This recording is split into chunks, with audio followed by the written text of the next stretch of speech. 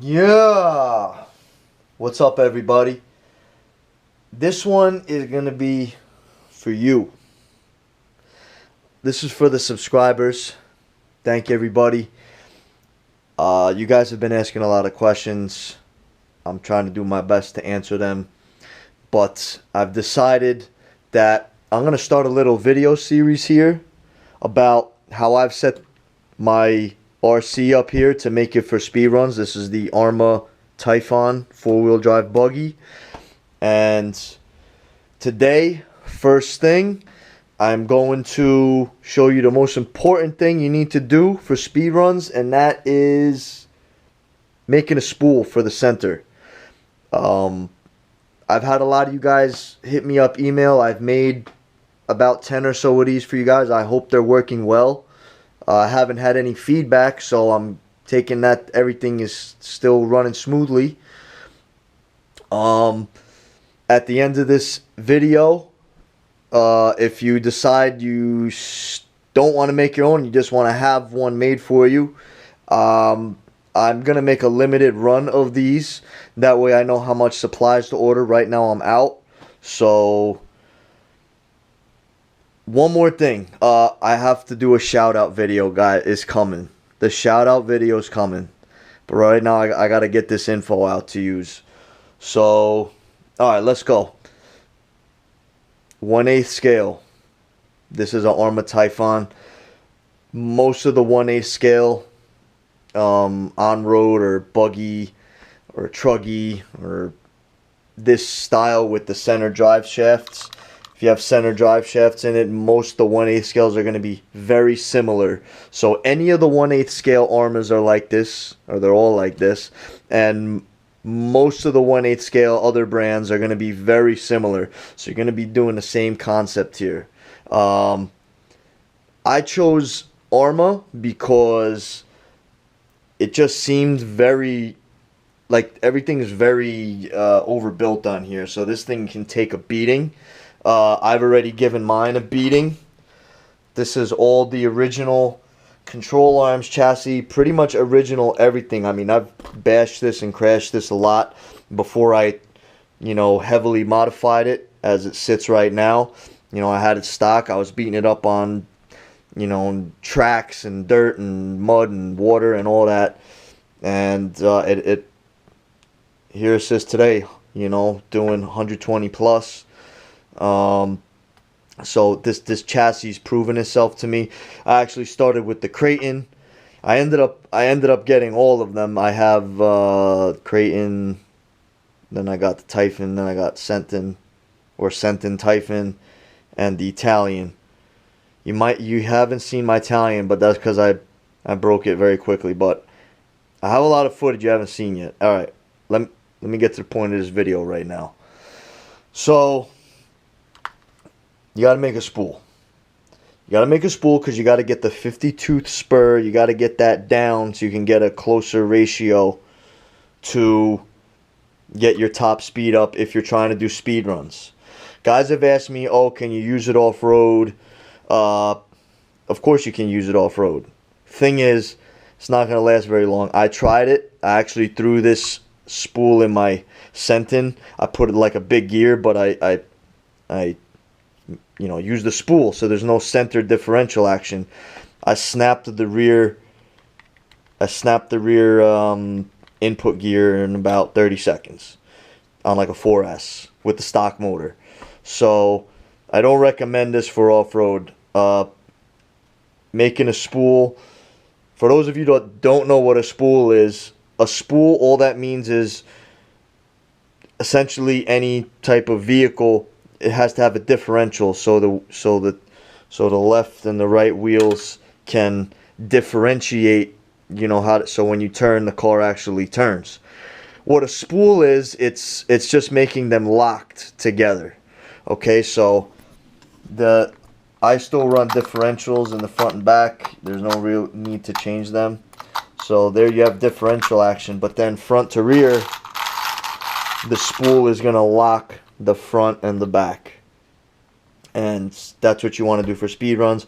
This also allows you to change the size of your center spur. Okay, you're going to want to get the ratio pretty close to 1:1. So right here, you've seen this in my other videos. This right here is what it looks like. First thing you'll probably notice, for those of you that have the ARRMA, is I have a solid front mount in there. So that mount is actually just a motor mount that this end is cut off, and you flip it and you can run that as a front support. It's probably necessary to do. You can use the stock plastic one, but if you're going for high speed and you're running a lot of power, I don't think it's something to risk, you know, because when you're spending, especially all this time making something, you know, you need it to run right. To make a RC run right, you know, you need a lot of patience. So first thing, number one on your list, get another motor mount, cut it, make yourself a front. This will not work with the stock center differential. This is only going to work if you're making a custom spool like I'm showing you now. So that's number one. Okay? Then you can see from the other side that that's where it's cut. You have to cut it in 3 spots. Right there. Boom, boom, boom. Cut that, whatever. It doesn't have to be pretty. Just has to work. So now the spool.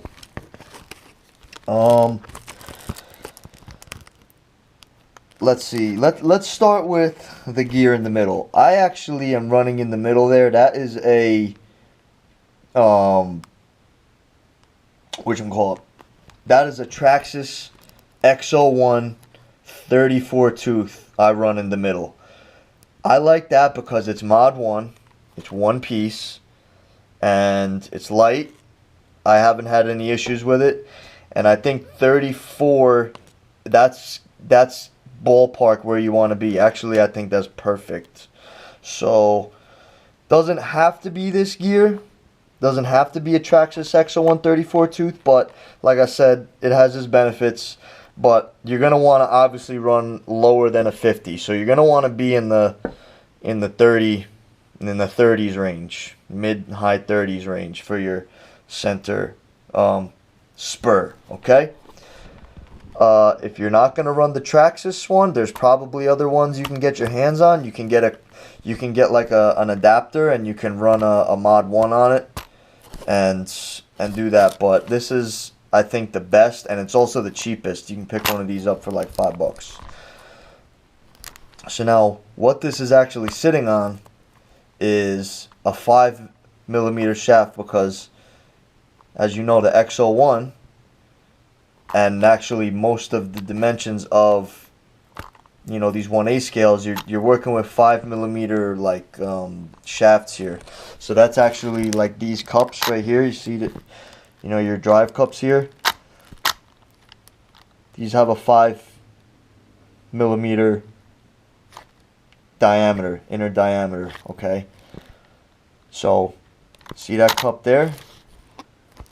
That should look familiar. Okay, so all this is right here, these 2 cups that I'm running in the middle, same exact part as these. So pick yourself up 2 extra of these. They're not cheap. They're about 20 bucks a pop. So you need 2 of those. You need a 5mm shaft to work with. I actually have one. Hold up.